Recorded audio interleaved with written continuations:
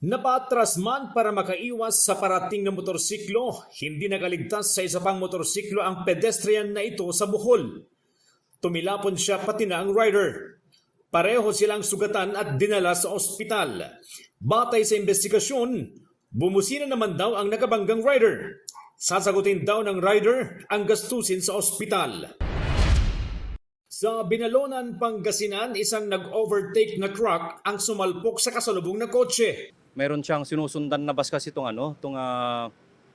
truck. Accordingly, nag-stop kasi pipick up siya ng ng pasaheros niya. Alanganin na yung truck na kaya kinabig niya dito sa kaliwa.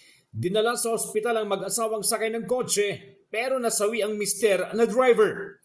Isang pedestrian naman ang nasugatan sa paa dahil sa nagliparang debris. Mahaharap sa kaukulang reklamo ang truck driver. CJ Torida ng GMA Regional TV, nagbabalita para sa GMA Integrated News. Huwag magpahuli sa mga balitang dapat niyong malaman.